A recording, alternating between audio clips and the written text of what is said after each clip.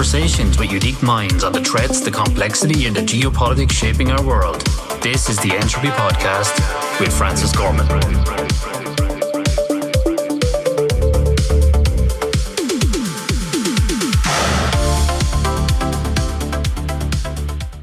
Hi everyone, welcome to the Entropy Podcast. I'm your host, Francis Gorman. Before we dive in, if today's conversation challenges you, sparks a new idea, or sharpens how you think about the world, don't keep it to yourself. Subscribe, leave a review, and share this episode with someone who enjoys staying curious. Today I'm joined by Rik Ferguson, the Vice President of Security Intelligence at Forescout. Rik is one of the leading experts in cybersecurity. He is also a Special Advisor to Europol's European Cybercrime Centre, EC3, and an advisor to the European Union. In April 2011, Rik was inducted into the Info Security Hall of Fame. Rik, it's lovely to have you here with me today. Thanks so much for inviting me. I'm glad to be here, even though I'm kind of sweltering. Yeah, you're saying it's the hottest ever in Poland right now, so I do apologise for making you sit in front of a warm machine. My blinds are closed. There's at least 8 fans in the house in various strategic locations, so we're surviving 40 degrees. 40 degrees, that is hot. Rik, it's great to have you here with me today, and I suppose when I look back on your career arc, you've been in cybersecurity for almost 3 decades now. When you look back over that career, what threats today feel genuinely different, other than ones that have just been kind of rebadged over the years? Yeah, I mean, it is a difficult question to answer in general, because like you say, a lot of threats have been around for a surprisingly long time, even ones that I think there's a wide perception of them being kind of recent. I know ransomware, I suppose we feel like it's been around forever, but even that, its history goes all the way back to 5.25-inch floppy disks in the late 1980s, which was the first kind of ransomware was unleashed on the public, and that was actually by a medical doctor, believe it or not. If you want to read that full story somewhere, his name is Dr. Popp, P-O-P-P, and it's quite an incredible story. So even those things that we think about as being kind of modern have roots. And the truth is that when we look at what kinds of things are being attacked today and what kind of things do we talk about when we talk to practitioners, it's kind of frustrating to know that we still, in many cases, talk about a lot of the same things as well. SQL injection is still an attack vector that is weaponized, for example. Identity theft, so reused and scraped credentials, which is morphing into token theft and session theft, for example, but it's still the same basic principle. So, nothing new under the sun is definitely one way to look at it, although there are moments across the technology landscape that I think are kind of pivotal. Move to cloud was one, because the underlying infrastructure changed so much from the physical data center. So there were new attack vectors that arose out of that. But again, that was actually quite a long time ago now. Mid-2000s really was when that, a lot of companies started their kind of journey to the cloud. But we are absolutely at an inflection point right now. So if I think about, what's genuinely new and different and has the potential for significant impact, then, I hate to say the letters AI, but it is AI. It's an unavoidable thing to talk about, despite all the hype and the buzz and the marketing and everything else.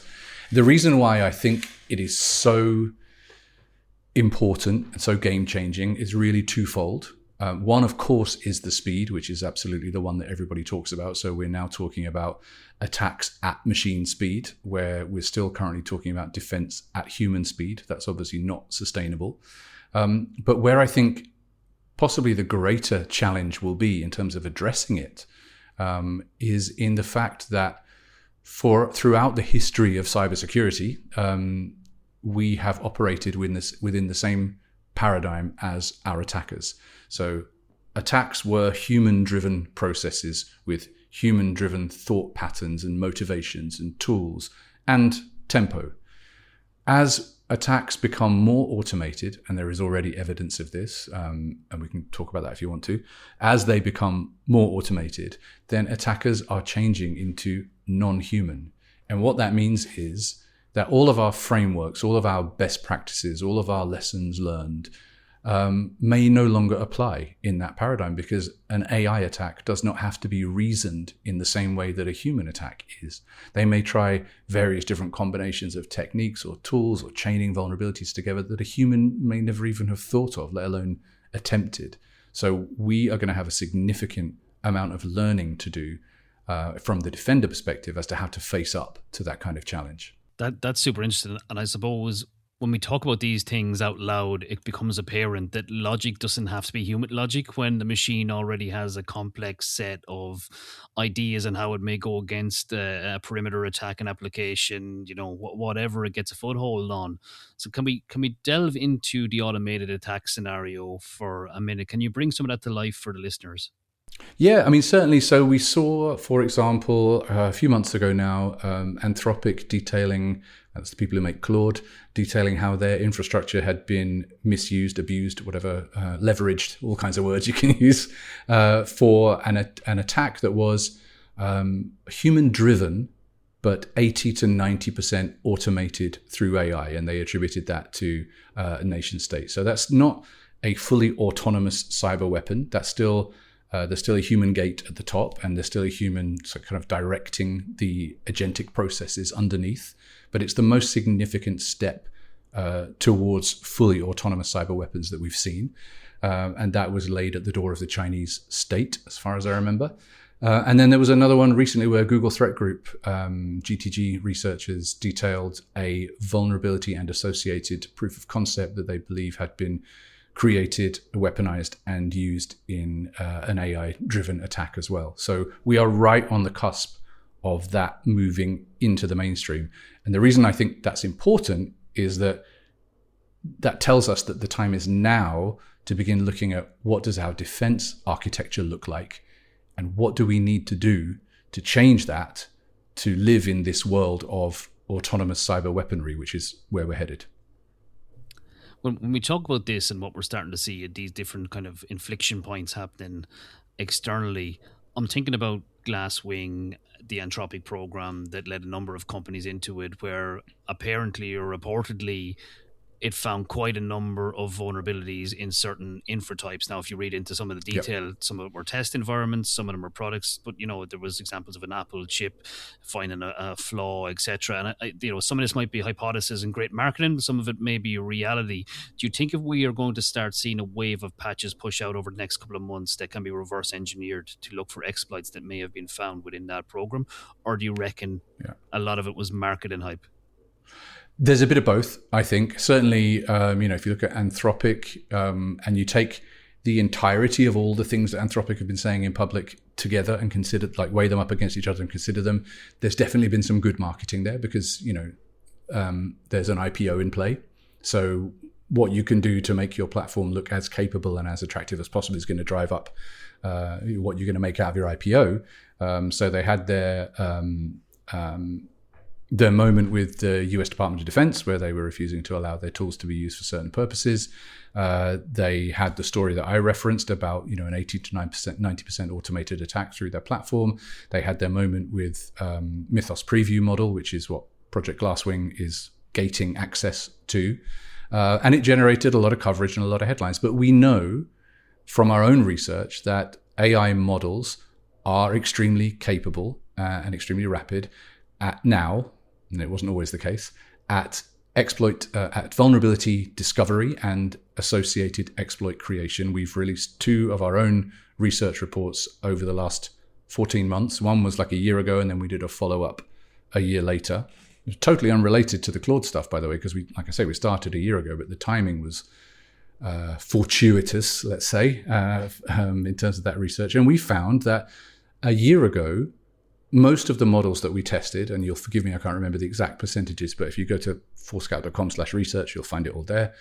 Most of the models that we tested could not find the vulnerabilities, and none of the models that we tested could not create the associated exploit. So just about half of them could find vulnerabilities, none of them could create exploits. 1 year later, all of them could find the vulnerabilities, and over half of them could create the exploits. That's just 12 months of development, and we were not testing Mythos Preview, which is the Glasswing thing, or GPT-5.5 for cyber, which is the OpenAI one that has very similar capabilities. So I have no doubt that they represent a significant step change in the ability of AI to carry out these kinds of activities, because we've seen that same step change in publicly available models anyway. So I don't think that's exaggeration. What worries me more than how much was marketing, how much was real, is actually the trajectory of China in that territory. So if you look back over the last few years of published academic research papers in China, you know that they have been interested in those capabilities for several years now, using AI for those kinds of purposes. There was a fantastic article I read that was like, an analysis of all of those papers and saying, they've been trying to achieve this for quite some time. But of course, with China, the only things you can see is what the Chinese state allows to be published externally, and this is academic research. So the conclusion of that particular article is they may well have had this kind of capability in private in China for 2 or 3 years now. We can't assume and we can't base our plans going forward that companies like Anthropic and OpenAI have a monopoly on this. And even if they do right now, even if that's true, that is not sustainable. That will not always be the case. When you say that about China, it's really interesting to me. And I've been thinking about this quite a lot. And we think about training large language models. We think about data and how good the data is, how clean it is, how accurate it is. It's very hard to get pen test data and vulnerability data from inside organizations because they're highly guarded security programs. If you're working for an organization, you carry the pen test and you get a critical finding, you don't go publish it on Facebook with the details in most cases, unless it's a known flaw that needs to be fixed at a large scale. Whereas China, you could reckon the government probably have access to that data because they have a policy that it has to be disclosed. I mean, there's a time limit in China and an obligation to disclose vulnerabilities to the government before anybody else. I mean, that's just the way it is. And therefore could have a front run on training data that is not available in the West. Absolutely. There's no question in my mind that they have access to vulnerability data that we don't. But the same is true. I mean, that's not just China. The same is true of many governments. Western governments, US, UK, I mean, probably you name it, it's probably the case, that vulnerability data is valuable and is kept secret while it can be used and weaponized in various campaigns. I mean, you only have to go back to Snowden to see some of the earliest evidence of that, right? And it's not only China. It's not only China, but it's an interesting lens to look at the world, and I think it definitely would make security research teams pause for a minute over the coming months and years as we see what really is coming out, because I think we're only at the tip of the iceberg when it comes to what could be possible with AI orchestration in the attack side. And what we found is that it's not all about the model. Actually, of course, the model is important, but it's actually about things like the harness and how you set it up, and the training data and all those kinds of information that actually lead to more effectiveness than just the model by itself. That's interesting. So it's not just the back end; it's the entire stack and how so. There is a lot of technologies coming out that kind of allow you to move across models. And I'm not sure if you're familiar with Open Router, but basically picks the best model for your task. And the problem with that is you could end up with a Chinese model in the back end. So I wouldn't advise you to go use it for company data or anything. But as a bad actor, building an ecosystem where you can kind of hot swap out based on compute availability or logic or whatever it is might be a very effective tool for this type of work. And cost as well, right? Because certainly you look at something like Anthropic, the cost of using many Anthropic models, but certainly things like Mythos Preview, the cost is very high per vulnerability.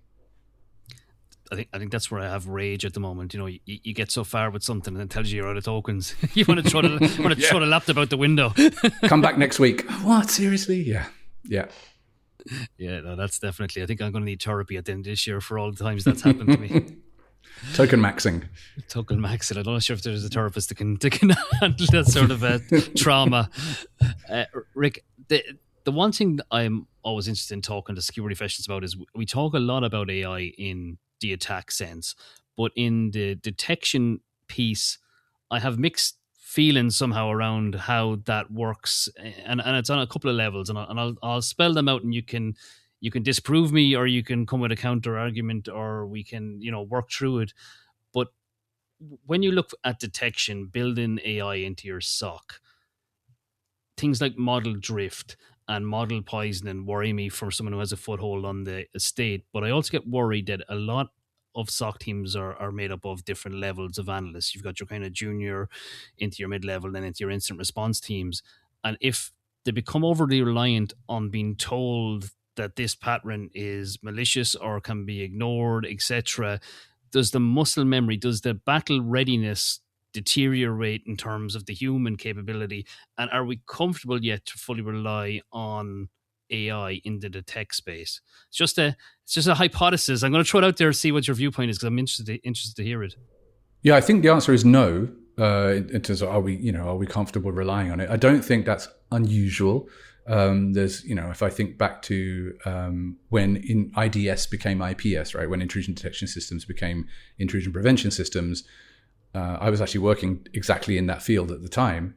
And you would find that people were buying IPS but deploying as IDS because they didn't want it to be a potential single point of failure. They didn't want it to block something as an attack that was benign traffic and then cause problems for the business. We're kind of, I think, at that stage with AI right now, and that's good. That's not a bad thing, because certainly when it comes to trusting autonomous systems, and arguably IPS, although it's not AI or wasn't back then, it's still something that you could deploy to act to a certain extent autonomously. Trust should never be given, full stop. Trust should always be earned. It's not that you buy a solution, you deploy it, you say, right, I'm good, turn it on, flick the switch, I trust everything it does. Trust absolutely has to be earned. With regards to AI, because you're effectively talking about orchestration and automation across the whole tool stack at machine speed, actually I wrote a paper which was published just in the week of Infosecurity in London, so in early June, called Assume Autonomy. And my argument in Assume Autonomy is that we had the era of assume breach, which I think was a term that was initiated by researchers at Microsoft many years ago, in response to the prevailing belief prior to that was if you build your walls high enough, nobody can get in, and that's how you architect your security. This Microsoft researcher said, well, actually, we know that's not true. So the healthiest assumption is that you assume that the attacker is already inside your organization, or at best will get inside your organization. So an assumption of breach should be your first order assumption when designing security architecture. So you can catch the attacker that's already inside, not only stop the ones that are trying to get in. And zero trust was kind of an architectural response to that, right? If we have the assumption that you are or will be breached, then zero trust made a lot of sense as a architectural doctrine to build security systems that could deal with that reality. My argument now is that we're reaching a similar inflection point, and it is now the healthiest assumption, even though by and large it won't be true today. It will rapidly become more and more true. The healthiest assumption is that your adversary is to some extent autonomous, and that you need correspondingly to assume autonomy, to adopt autonomy within your architecture as well.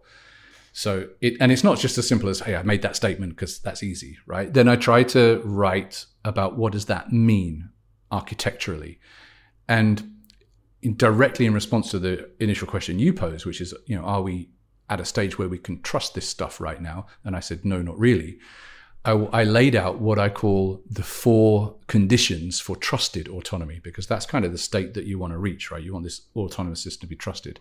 And they were context. So every decision that's taken by NA must be grounded in a clear understanding of each asset, what it's dependent on, what its business context is, what other systems and processes it interacts with. So a full contextual view of each asset. So context is number 1.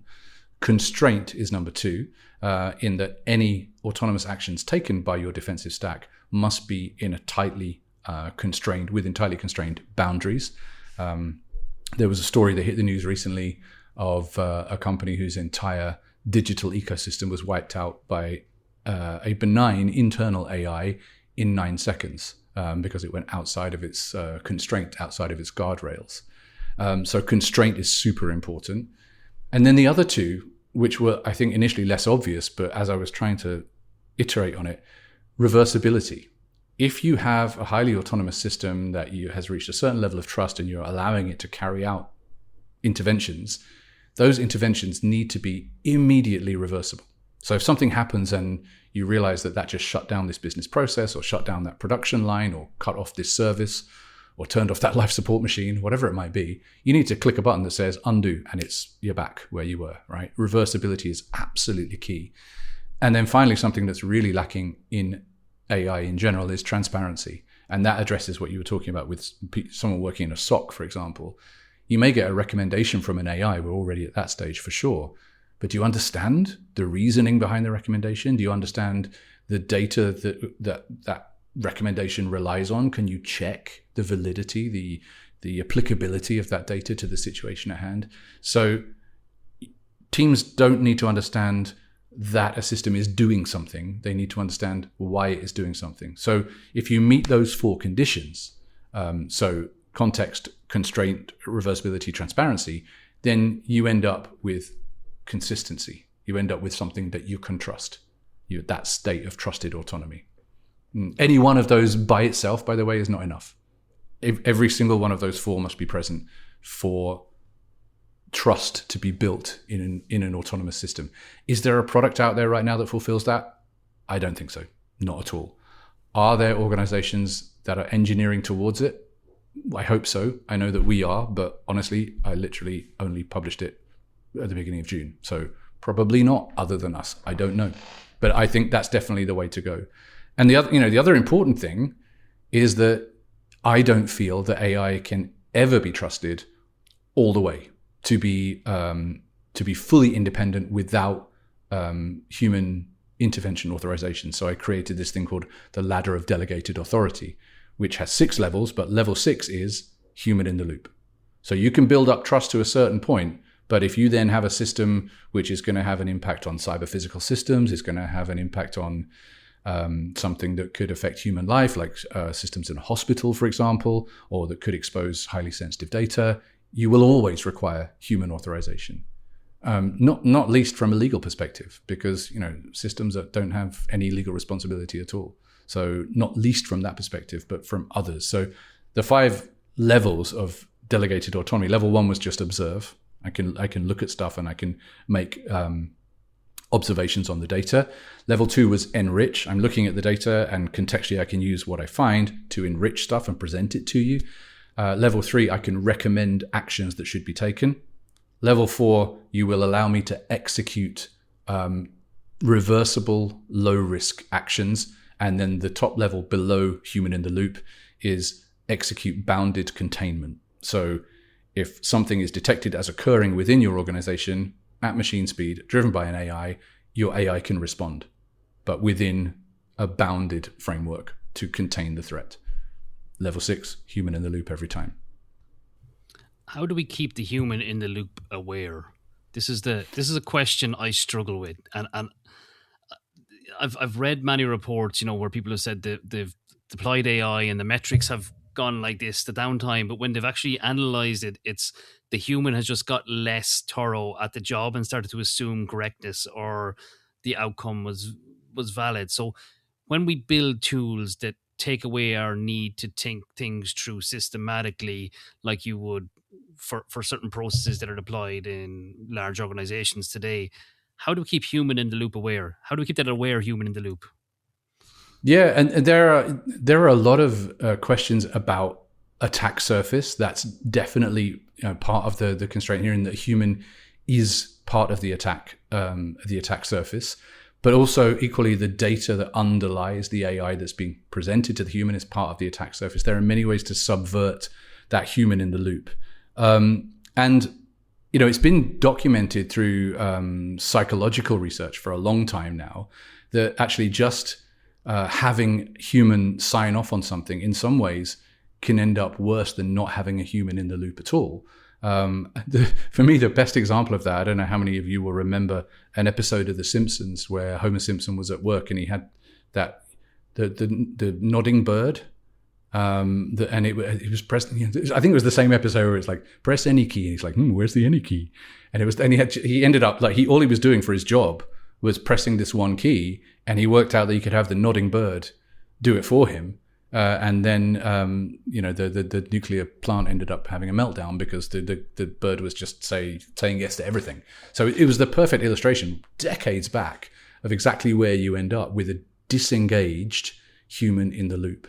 So it really is about making sure that when you bring the human into the loop, when in that L6 moment, that what you're doing is surfacing all available information about the asset, definitely all available information about the criticality of that asset, the risk to the business. What you're doing is driving home the importance of the decision that's being made, which I think wakes the user up to a certain extent of saying, okay, I can't just press this key because before I can even get to the situation where I can allow, I've got to get through this information that tells me exactly what the consequences are if I'm wrong.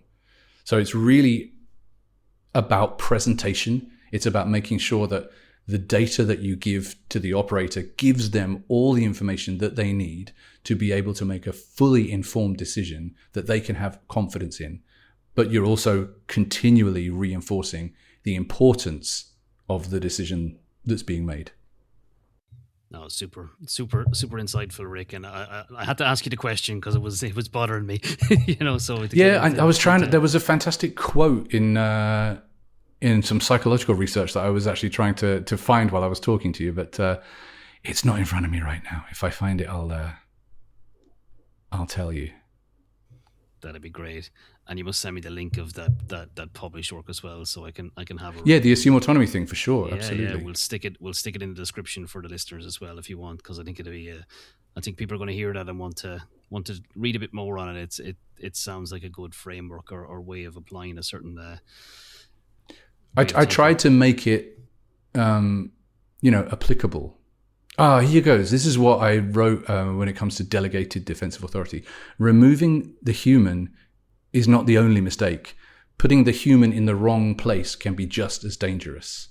And there was a researcher called Lisanne Bainbridge who wrote a paper in 1983, believe it or not, called The Ironies of Automation, that said the more reliable the automated system, the less vigilant the human monitor, and then the less capable of intervening effectively when intervention actually matters. So it's not a new problem.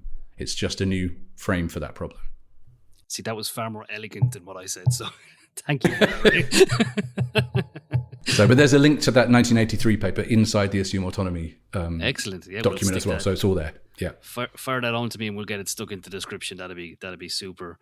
Rik, can we change pivot now? We'll move from AI into quantum for a minute, because I've picked up that you're one of the practitioners out there that is trying to draw awareness to it. And on the show we spend a lot of time talking about post-quantum readiness, and I'm always keen to capture different viewpoints or different approaches to the quantum ready problem. So I'd like to kind of hear if you have a few insights or observations in the space, if you could bring those to life for me, and let's see if there's something new in there that we haven't captured before. Yeah, so for me, like the underlying point is the things that will often cause you the most trouble in life, and this is not just cybersecurity, in life in general, are the things that you don't see coming, right? I'm a country boy at heart. I grew up in villages and countryside surrounded by oilseed rape fields and wheat fields and stuff. And if you're walking along with your headphones on and you don't see the combine harvester coming, that's going to cause you an awful lot of difficulty in terms of getting out of the way, because they may very well not see you in that haze of crop dust that's rising up from the fields.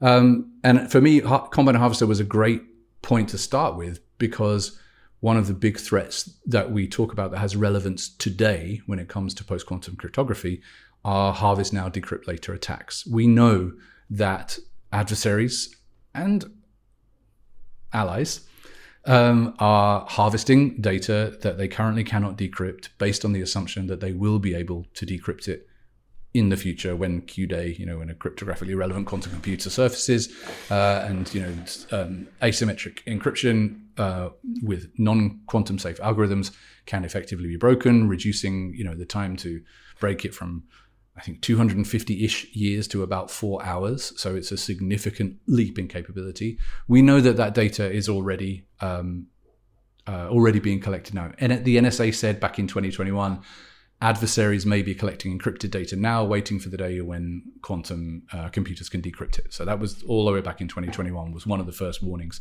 We've seen synchronized or complementary warnings all around the globe from many, many different allied nations. We've had GCHQ warnings, we've had warnings from Australia, we've had warnings from the US, and so on, and from the EU as well.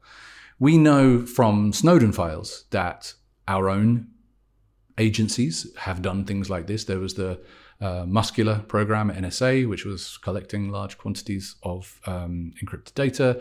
There was Tempora, not fried data, but Tempora, which was the GCHQ program, intercepting telecoms and harvesting data. We know from the Snowden files that the NSA maintains a facility simply for storing data which they cannot currently decrypt. So we know that we're doing it.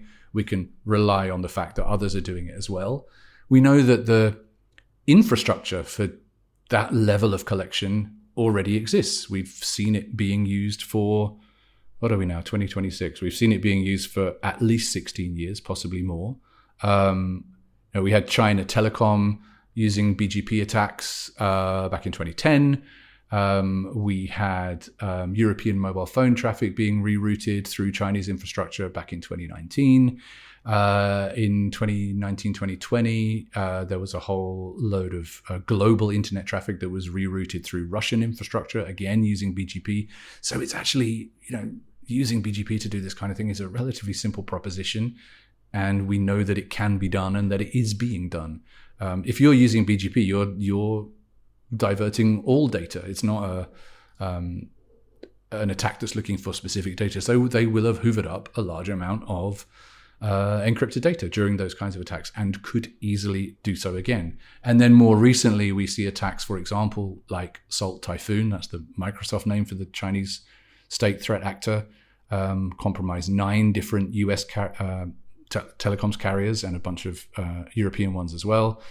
In at least one case, they spent 3 years inside the network before they were discovered.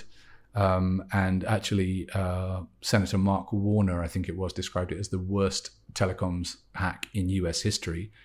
And they were doing things like using the United States' own telecoms infrastructure against them. They were using legitimate wiretaps that have been installed with legal warrants to act as harvesting devices. And again, they will have harvested up a lot of encrypted data. So this stuff is happening.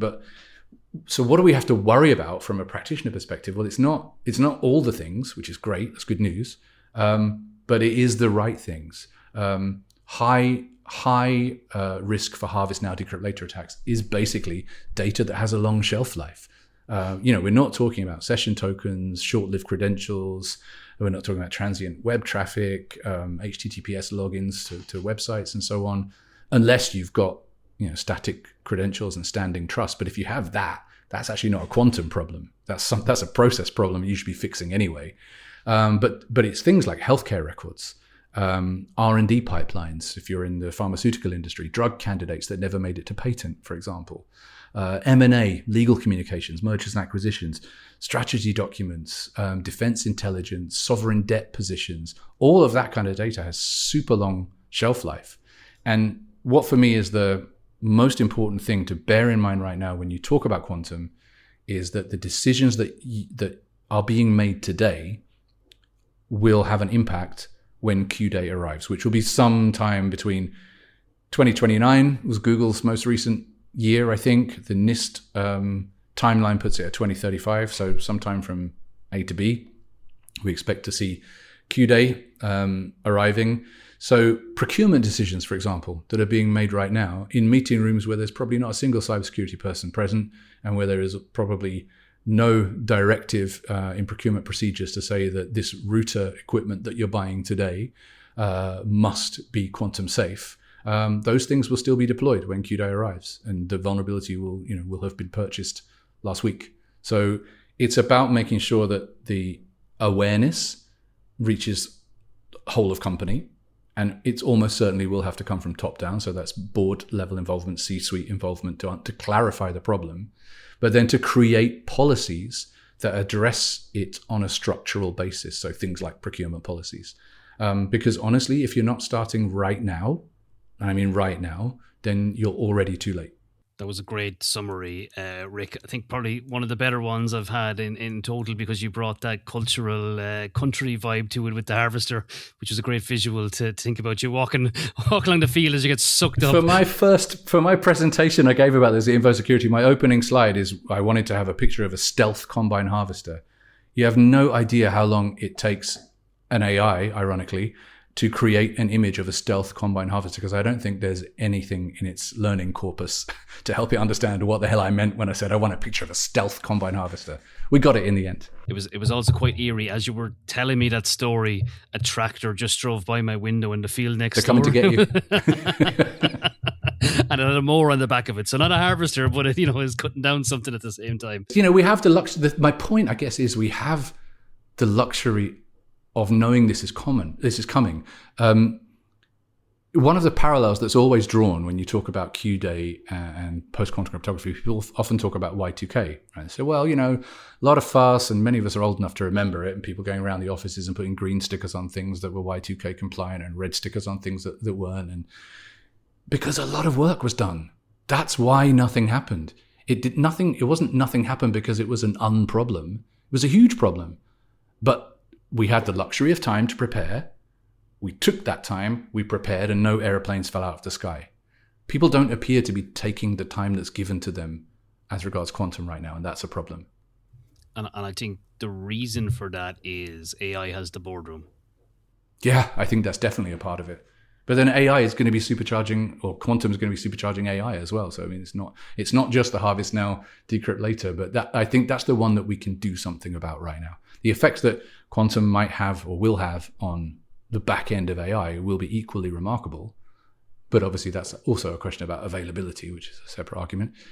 But the one where we can have the Y2K impact today is in making sure that our architectures, our environments, our networks are cryptographically agile today, that we can first understand everything that we have that's connected to the network, that's relevant to this conversation, understand of what we have, what is the order of importance, what is involved in the most critical processes, understand the current status then of those devices when it comes to being quantum ready, and then only once you have that information, begin, and you know this from experience, right, from direct experience, once you have that information, begin that journey of saying, okay, here's my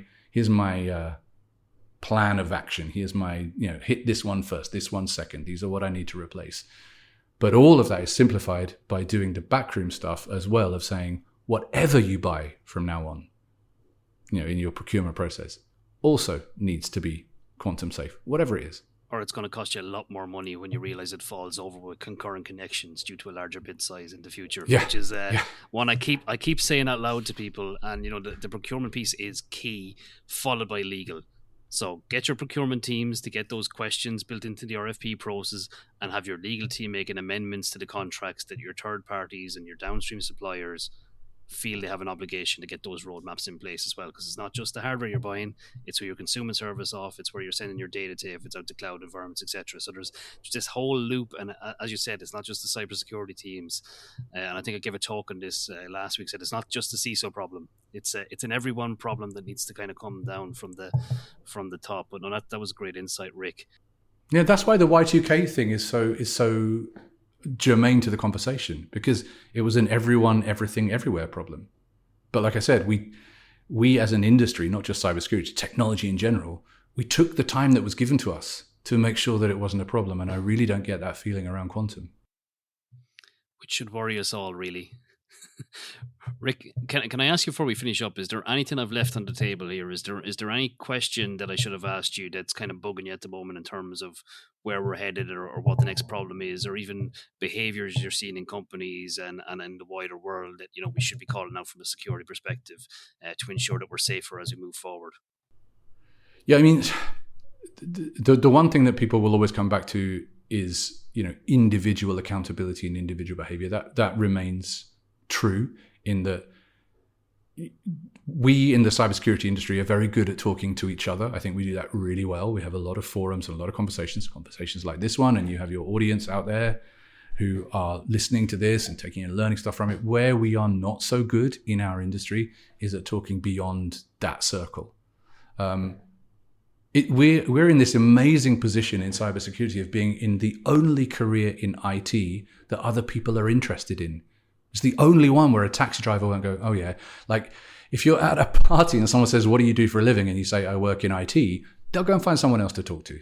But if you say, I work in cybersecurity, most people have questions. They want to know. They understand that it has an impact on their life, and they know that they don't know. We need to really take advantage of that privilege that we have of being in the only niche of IT that people actually want to listen to educate beyond our own echo chamber, educate beyond our own peer group, beyond our own cybersecurity department within the organization.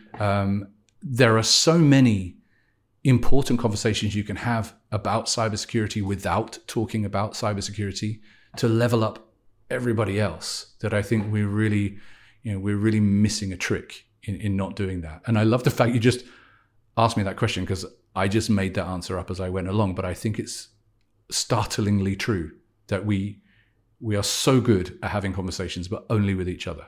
I think that's a great way to finish off the episode, Rik. Thanks a million for coming on. I really do appreciate it. Lots of great insights in there.